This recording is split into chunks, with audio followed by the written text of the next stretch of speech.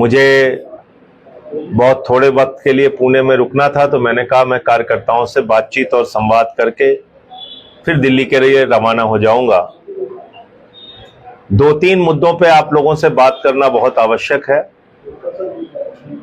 Number 1, जो इस वक्त मुद्दा समाज के वंचित वर्ग में चर्चा का विषय बना हुआ है कि फूले फिल्म पर रोक लगाई गई है सेंसर बोर्ड के द्वारा। यह फूले फिल्म क्या थी? महात्मा ज्योतिबा फुले, माता सावित्रीबाई फुले के जीवन पर आधारित एक फिल्म बनी थी और उन्होंने शिक्षा के लिए कैसे संघर्ष किया, समाज के वंचित वर्ग को, खास तौर से बेटियों को, समाज के शोषित वंचित लोगों को शिक्षा का महत्व सिखाया कि बगैर शिक्षित बने आपकी समाज में कोई पहचान नहीं होगी, देश में कोई पहचान नहीं होगी।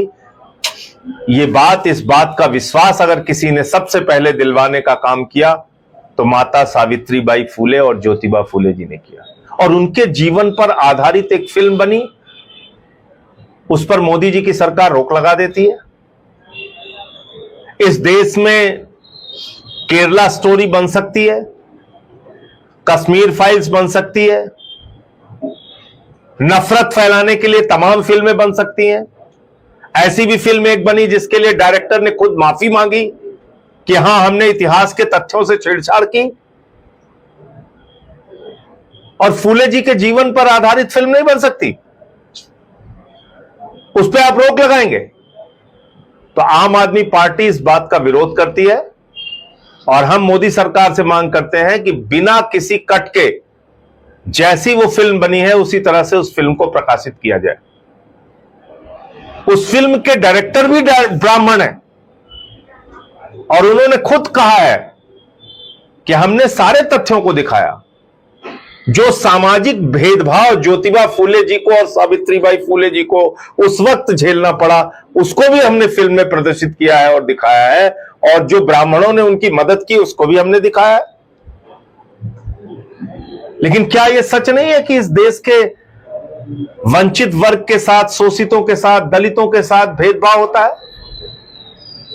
अभी राजस्थान में लीडर ऑफ अपोजिशन प्रभु श्री राम के मंदिर में चले गए, रामनवमी के दिन गंगा जल से धुला गया मंदिर।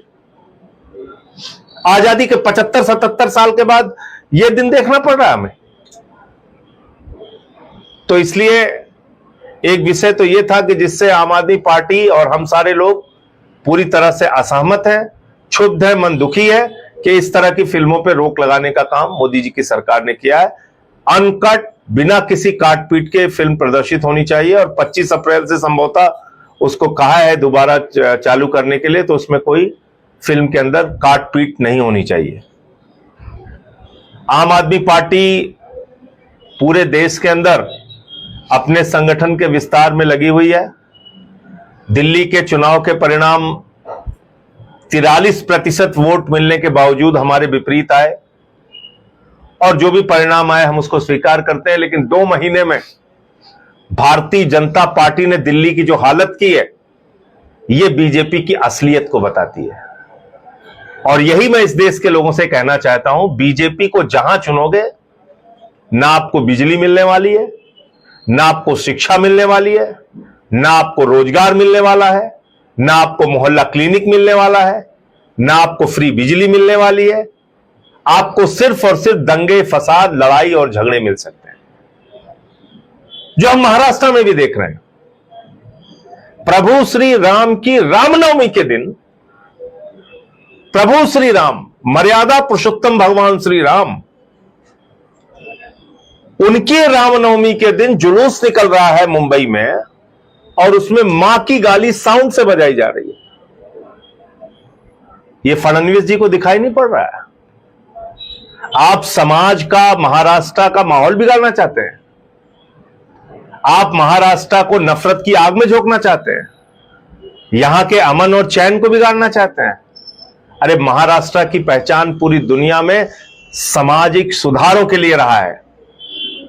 बड़े बड़े आंदोलनों के लिए रहा है, सेवा के कार्यों के लिए रहा है, अपने भाईचारे के लिए रहा। आप उसको बिगाड़ना चाहते हैं। तो दिल्ली के लोग तो अभी से ही पछताने लगे हैं। 80% बच्चों की फीस बढ़ गई जो 10 साल से नहीं बढ़ी थी।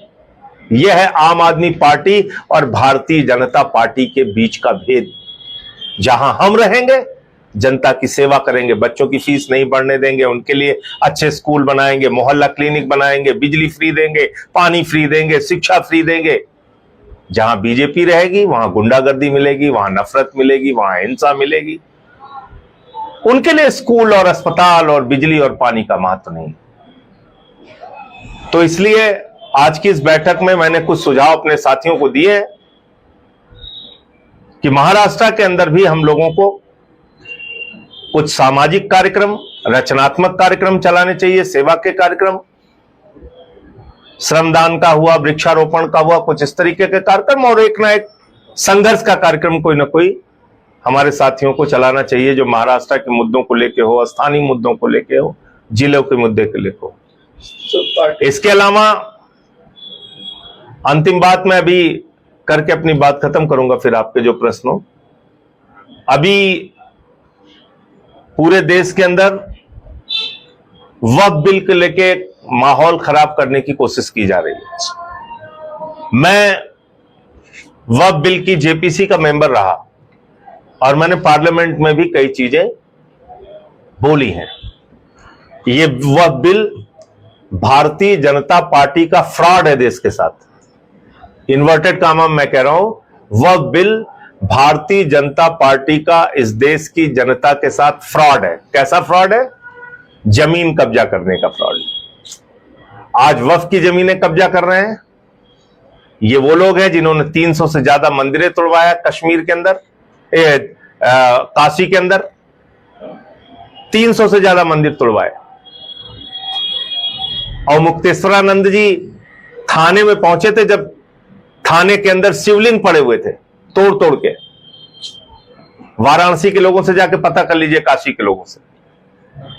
ये वो लोग हैं जिन्होंने रक्षा विभाग की जमीन अयोध्या में अडानी को दे दी। तो इसलिए ये धार्मिक स्थलों की जमीनों को कब्जा करने की एक शुरुआत है वक्फ बिल। और फ्रॉड क्यों मैं कह रहा हूं इसको? खाली दो बातें बोलूंगा। 1995 में वक्फ के सुधारों के लिए एक बिल आया जिसका भारतीय जनता पार्टी ने समर्थन किया। 2013 में के रहमान कमेटी की रिपोर्ट के आधार पर एक बिल आया, उसका भारतीय जनता पार्टी ने दोनों सदनों में समर्थन किया। और इतना ही नहीं, 2009 में अपने घोषणा पत्र में लिख के दिया बीजेपी ने कि वक्फ की जमीनों पर जो अनाधिकृत कब्जा हुआ है हम मुस्लिम धर्म गुरुओं से बात करके उसको खाली कराएंगे। 2009 का इनका घोषणा पत्र पढ़ लीजिए बीजेपी का। और उसके बड़ा फ्रॉड क्या है? खुद भारतीय जनता पार्टी की मोदी जी की सरकार ने 2020 में सुप्रीम कोर्ट में एफिडेविट देके कहा है, वो एफिडेविट मैंने पार्लियामेंट में भी दिखाया था, कि हुजूर माई बाप हमने पूरे देश की वक्फ संपत्तियों की जांच कर ली है और उसके आधार पर 99% संपत्ति हमने ऑनलाइन कर दी है वामसी पोर्टल पे। अब बताओ फिर ये कानून क्यों बना रहे हो तुम? क्यों कह रहे हो वक्फ का कागज हमें चाहिए, जब तुम खुद सुप्रीम कोर्ट में मान चुके हो कि 99% संपत्ति ऑनलाइन हो चुकी है? फिर किस बात के लिए कागज मांग रहे हो आप? मकसद है देश के अंदर माहौल बिगाड़ना, इसके अलावा कोई मकसद नहीं है। इसलिए भारतीय जनता पार्टी से सावधान हो जाइए। अगर आपको रोजगार चाहिए, अगर आपको एमएसपी की गारंटी चाहिए, अगर महंगाई से निजात चाहिए, तो नफरत की राजनीति से आपको छुटकारा पाना होगा। और भारतीय जनता पार्टी नफरत की फैक्ट्री है इस देश में, इससे आपको छुटकारा पाना पड़ेगा। ये आपके बच्चों के लिए कोई भविष्य नहीं दे सकते और इस देश के लिए कोई भविष्य नहीं दे सकते। मुझे इतनी बात कहनी थी। आपका जो क्योंकि अब महाराष्ट्र में दिनों औरंगजेब का भी काफी मुद्दा गरमाया हुआ है, राजनीति काफी हो रही है उसकी प्रॉपर को लेकर, उस पर कैसे विचार? मैं ये कह रहा हूं कि औरंगजेब की क्रूरता के बारे में, मुगलों की क्रूरता के बारे में आप पढ़ाना चाहते हैं, आप पढ़ाइए, लेकिन अंग्रेजों की क्रूरता के बारे में आप क्यों नहीं बात करते?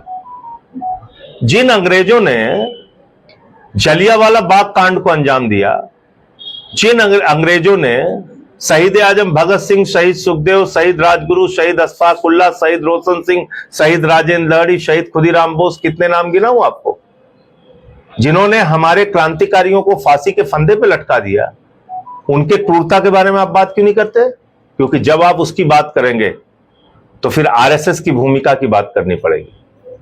फिर आपको यह बात करना पड़ेगा कि 52 साल तक आरएसएस ने अपने मुख्यालय पर तिरंगा झंडा नहीं फहराया।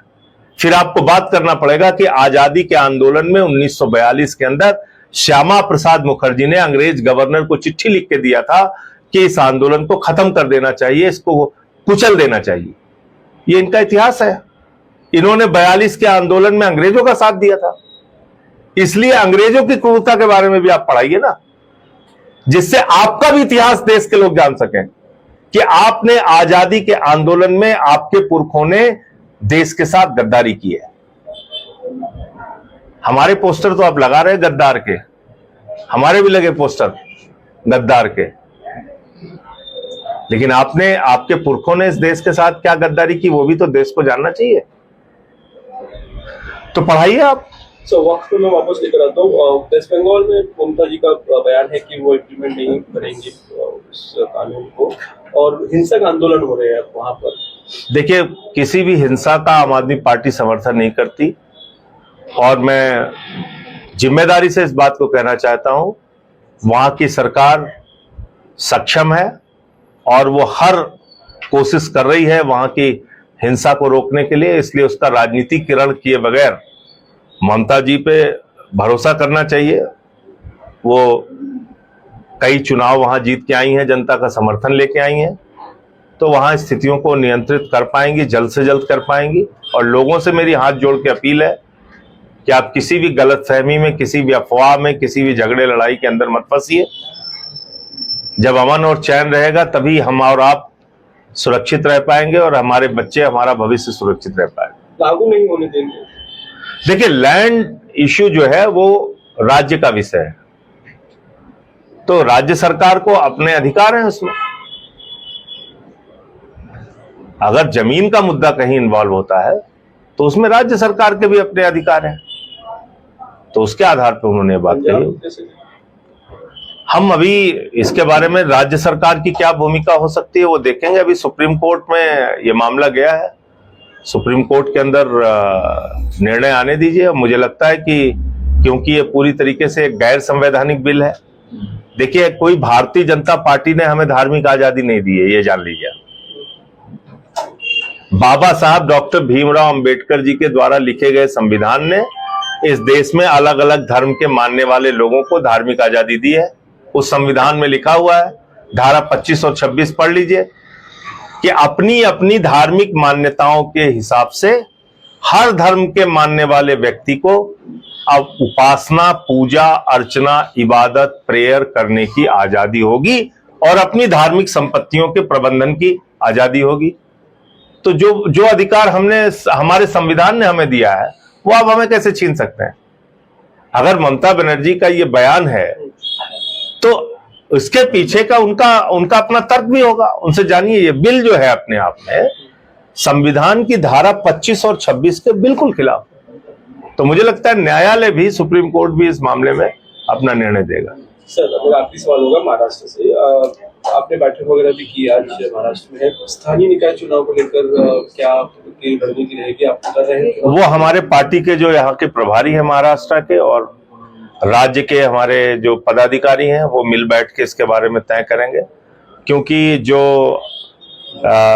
हमारी नेशनल लीडरशिप है, केजरीवाल साहब है वो, और पीएसी ने भी ये तय किया है कि राज्य के और जो लोकल बॉडीज के चुनाव हैं वो स्थानीय जो नेता है वो आपस में मिलकर तय करेंगे। तो अभी यहाँ चुनाव की घोषणा भी नहीं हुई है, घोषणा मिलने के बाद उसको ये भी जानबूझ के ही लटकाया जा रहा है। भरोसा नहीं। 3 साल एडमिनिस्ट्रेशन चला। हाँ, ऐसे ही 10 साल की जगह पैसा भी डायरेक्ट ऊपर जा रहा है।